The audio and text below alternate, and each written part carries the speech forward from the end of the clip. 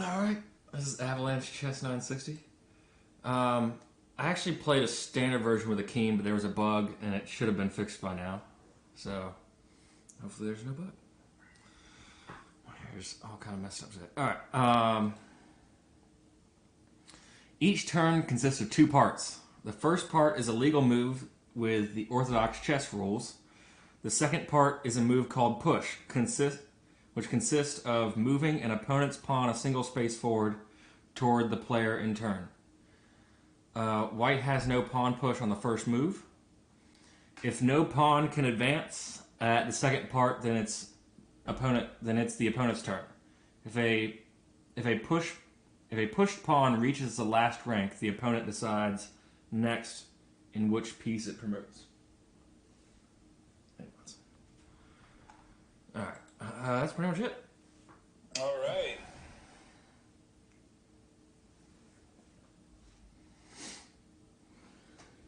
So have you delved into what we were talking about? I see the biggest dog I've almost ever seen outside my window. Sorry. I've never seen a bull mastiff? It's like a golden retriever color, but it's huge. Is it a Great Dane or a bull mastiff? I'd have to look up. It's not a Great Dane. Does it have a really big head, like, compared to its body? Yeah, it's pretty big.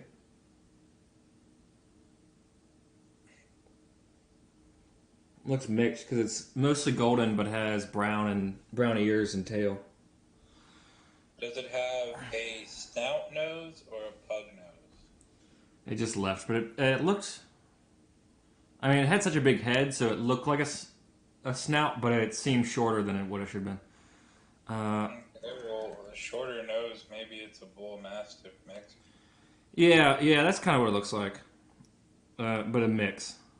I have a picture of an English Mastiff. I don't know if that's the same, but No, dude, let's keep talking about this. This is interesting.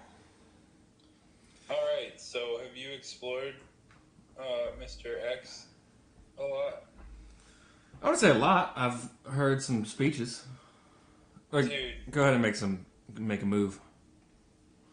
There's, dude, his speech at Berkeley, it's like a 45-minute speech. It's amazing, dude. This guy's a fucking genius. I fucking love it, dude. God damn. I mean, he got such a bad rap, and literally all he said was... 40 minutes. I can watch that. Oh, you're actually going to watch it? Nice. Well, I pulled it up. I mean, I don't know how soon. There's another hour one.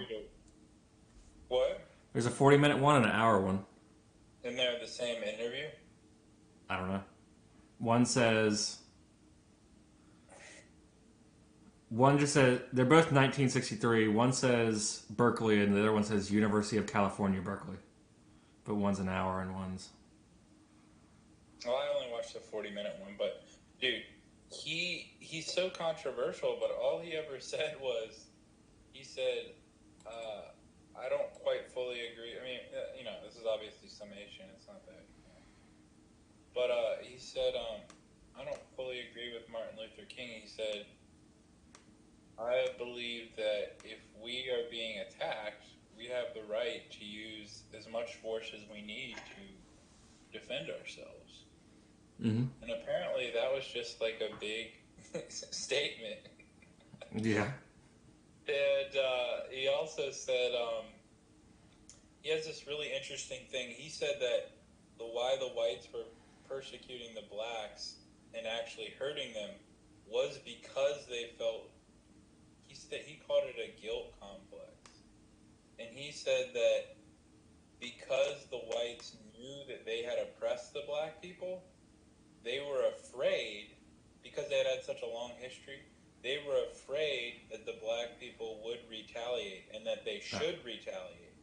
And so in order to stop them from retaliating, they then used more violence to stop the violence that was due to them because of what they did. Which is really interesting. So it's like the past history promotes more violence because it's like now we got to keep these people down because they are angry. I didn't.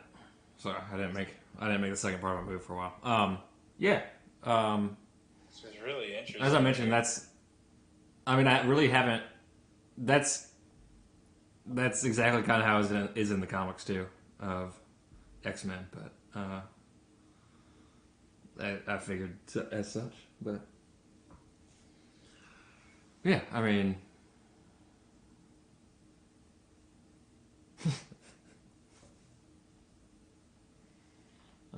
Thanks for not taking my pawn. You're welcome, dude. Yeah, so he's just really articulate and cool and nice and awesome.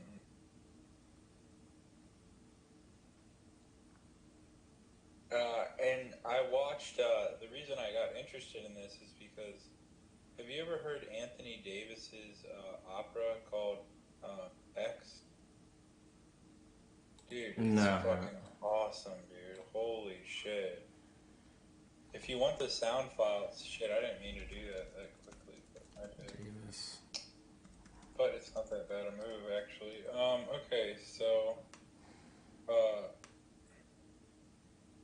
it's on operawire.com, it looks like.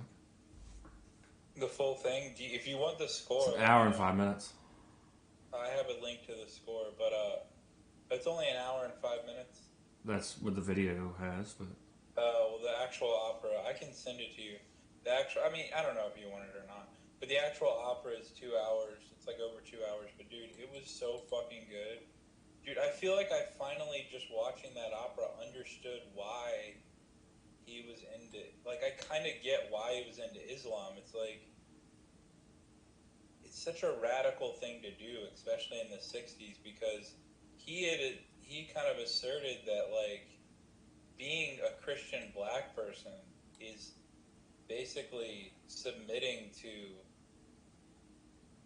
you know, the oppression, because the white man gave the black man his religion. Like, it stole the indigenous religions of Africa and abolished them and didn't allow them to practice that, and then gave them this God. And so, like, him choosing to follow Allah is like a really big fuck you to, like, the system. It's like saying, you're not going to give me my God. Like, I'm going to choose a God that has nothing to do with, it's very far from the West. I mean, it's not fully, it's still an Abrahamic religion, but it's interesting though, because it's an Abrahamic religion. It does have a lot in common with Christianity, but it's also a pretty big rejection. And the opera does a really good job of making you feel that choice. Because there's a ton of, like, chants. There's, like, some, like, chants of, like, Abba and Mizla, and, like, they do all this stuff. And it becomes extremely religious, and it's pretty fucking interesting, dude. Well, wait, is it my turn? I can't move. You have to move a piece and a pawn for a move. Okay. Or a pawn on a pawn, I guess. A unit, and then one of my pawns.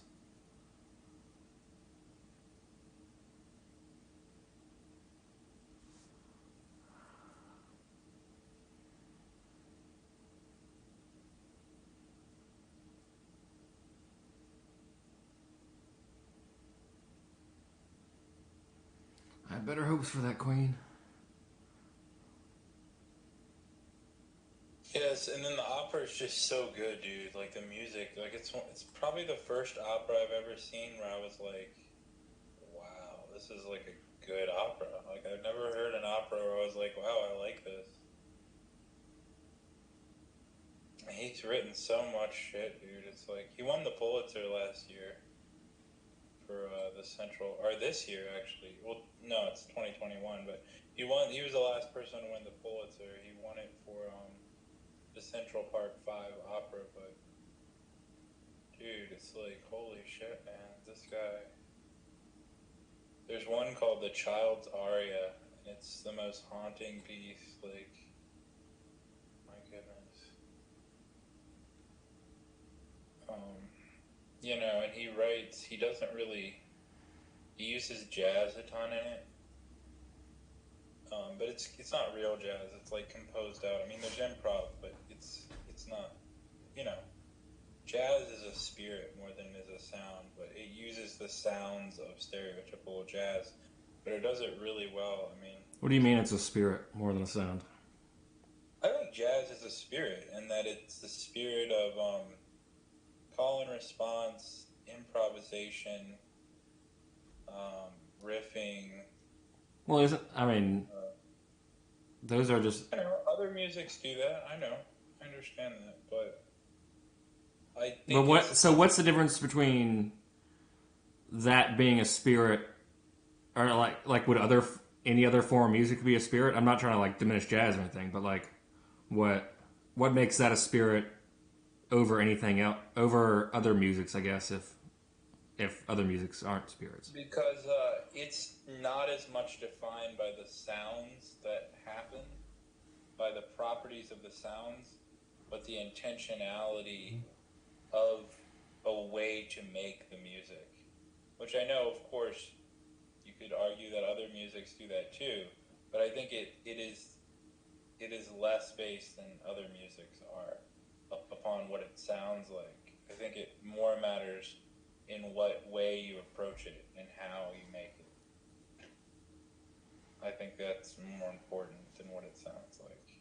Though there are stereotypical jazz sounds, but when you get into like, you know, the 70s and 80s, if you're not on the fusion side, like, I mean, look at what Ornette Coleman's doing. Look at what... it's still your move if you just haven't gone yet. Oh, yeah, okay. Sorry. Yeah, I mean, I studied jazz in college. I mean, of course, I'm not. I don't know. I'm not a. I mean, you don't agree? I just think.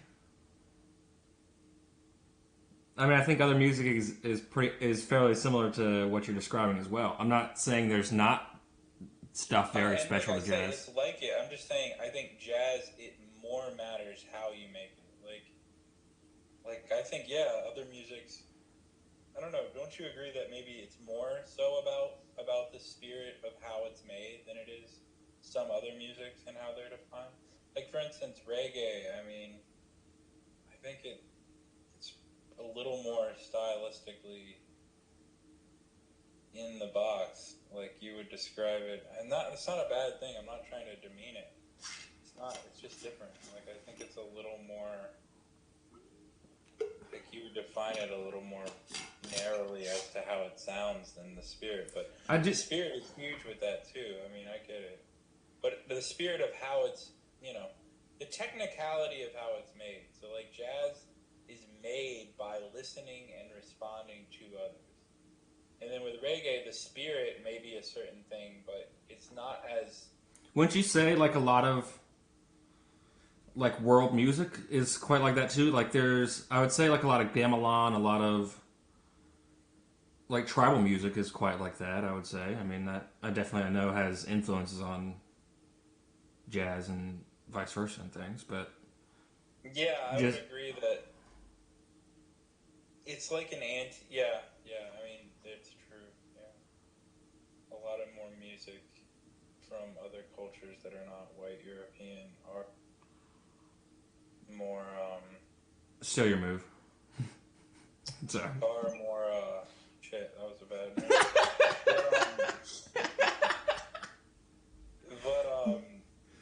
I'll take that. But, so saying, a lot of other cultures are more interested in the call and response. But, I think,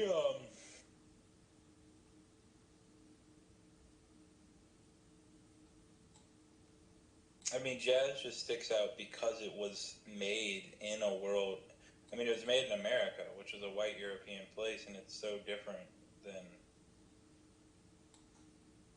It's such a different mindset than the white European mindset of making music. Though a lot of its sounds are borrowed from... Though a lot of its sounds are borrowed from...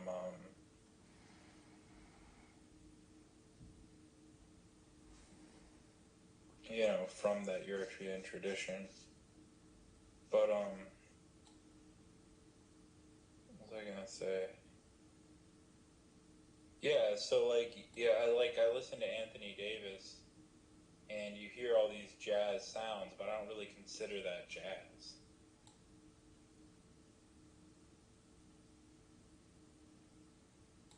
What do you consider? Even though there is still even some improv in it, but the spirit of it is more as a historical document when it's used inside that opera than it is jazz itself. And it is jazz, though. I'm not saying it's not, but I think it is more a historical document than it is the jazz. But yeah, that was way too much to even. That's not even really what I wanted to say, but it's really good, dude. Like, fuck, man. Like, I just, it's rare. Because, I mean, opera, I usually fucking hate opera, dude. Like, it's so boring and so, like, the sound of it is just so bitingly annoying. To me. But, dude, it's just so good, man. It's, like, very repetitive in a good way. Like, it's very, like, which makes you want to move around. It's like, like, it's just tons of stuff like that, but the beat is so good, and there's like a drum set. But the counterpoint is really sharp. And the story's good. I mean, the story, and I love how the story is not about facts. It's like all emotional, really. So you have to kind of, if you kind of know about Malcolm X's life, then it's better. If you don't really know about Malcolm X's life, it's not as good an opera. But if you know the basic outline, pretty great.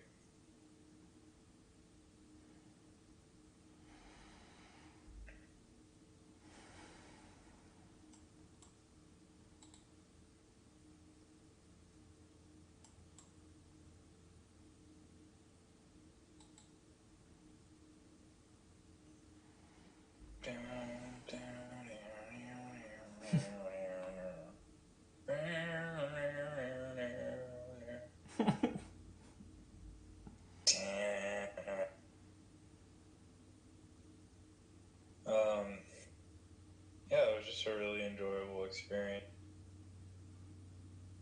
I'm thinking about watching Spike Lee's Malcolm X movie with Denzel, but I don't know. Spike Lee's not really my jam.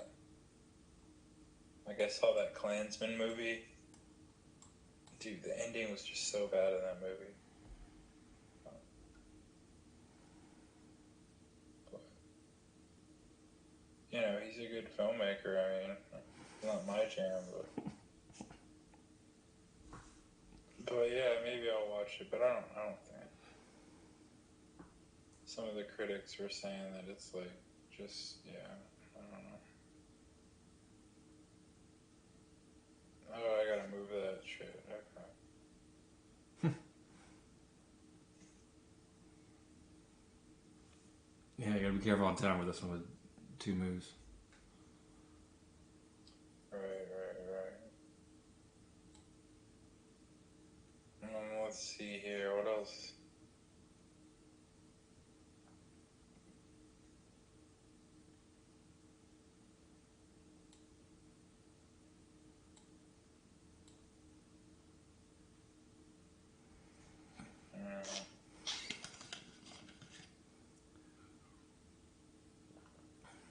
A rook, a pawn, and a bishop for queen.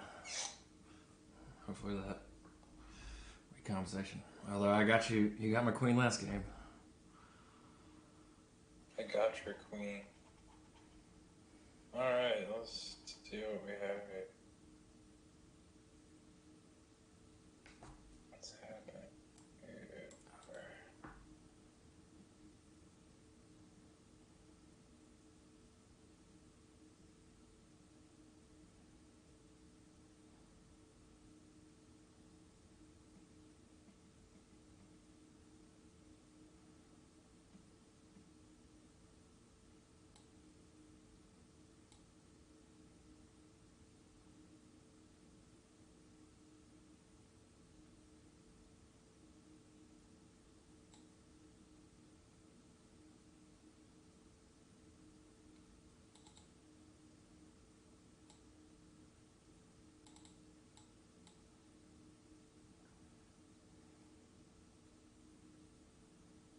That's not a bishop, so I'll get you a bishop, I think.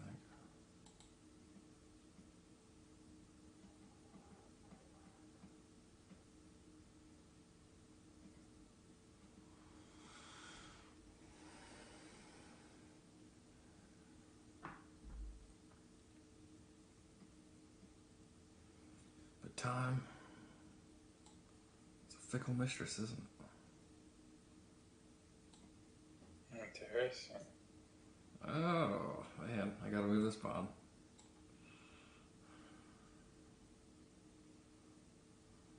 Nice.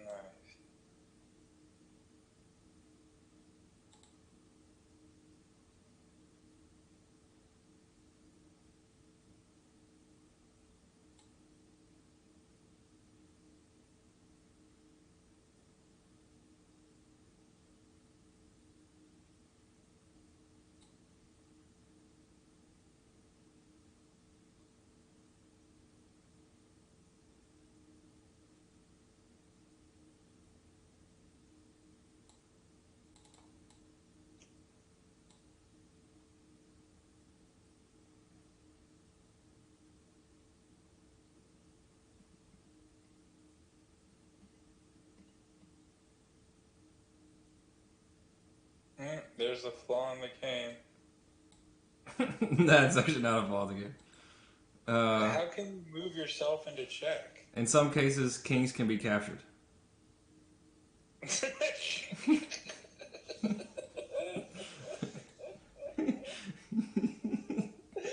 a terribly written rule, dude. In some cases, like, it's just like saying, like, it's a mystery. Like, sometimes in our game, stuff happens that we're not going to tell you about, and then you'll figure it out. I mean, like, come on.